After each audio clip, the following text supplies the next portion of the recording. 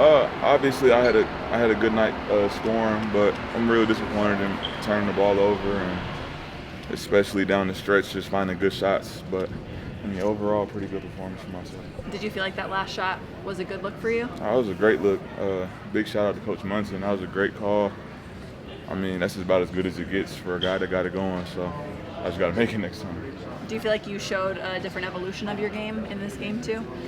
Yeah, I feel like just my ability to draw fouls as well, just getting down to the cup. Obviously, got to finish by making the free throws, but you know what I mean, still just getting there. I mean, in a normal NBA game, guys are going to have to go sit down and deal with the foul trouble, so I'm happy with that part of my game right now. It looked like you got some minutes at the one there. Is that something that the organization has talked to you at all about maybe wanting to see you develop in that role? I mean, yeah. I mean, obviously, we want to see how I can handle the ball and initiate some offense. At the end of the day, I'm not a true point guard, and that'll never be my official position. But, I mean, obviously, if I can alleviate guys of some ball handling duties, initiate some offense, and get guys in spots, that'll help the team. It seems like you're pretty unafraid of contact when you get to the rim. Where has that kind of originated for you?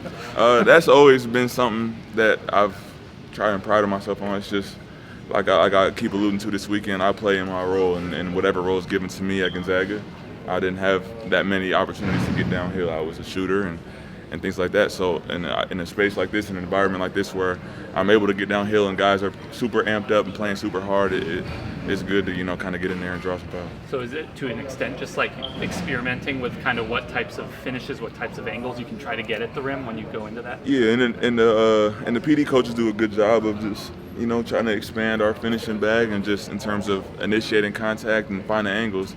So big props to them too. What is the ankle feeling like for you right now? Like, what kind of challenge is that? I mean, I had rode it during the training camp out in Denver. Took a couple days off, kind of just rehabbed it as much as I could, and then came out here. Obviously, I felt good enough to play in these first two games, and I mean, it's there. I'm good. Was it? AG being courtside, seems like he was rooting for you a little bit harder in particular. What's it like looking over and seeing him standing on his feet when you make a bucket?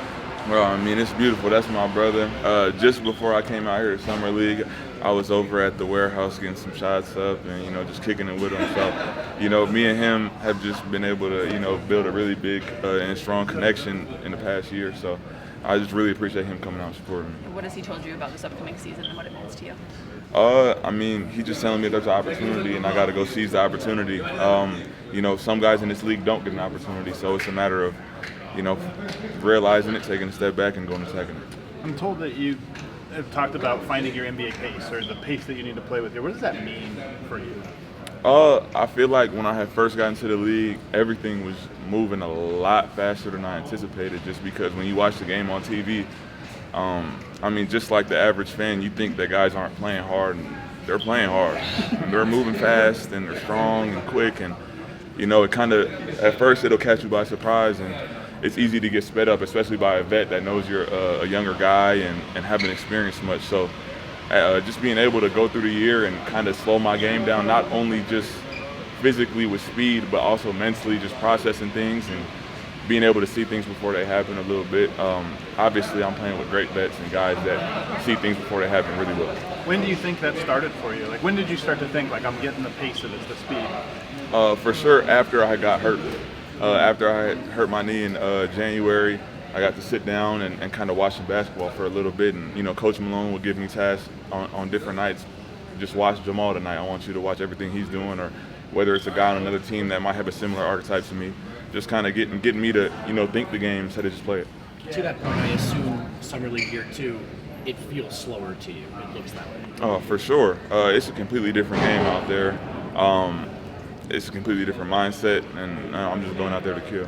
Jalen said earlier this week that you're joking around just constantly, like in practice and stuff, but they're not necessarily shareable jokes. I also heard that you have like an almost like dry, pessimistic sense of humor, which maybe isn't what people kind of understand when they say just kind of like your personality in general. What do they mean by that? I think I'm just an overly sarcastic person to an extent. But yeah, I'm always coming with the jokes, especially, when you pair me and Peyton Watson together, we're kind of an unstoppable duo with the jokes and things like that. So, yeah, I'm always trying to, get people going and bring the energy. I mean, big fella walk in the locker room, he not going to crack a joke, I'll crack a joke. Thanks, Julian. Appreciate you.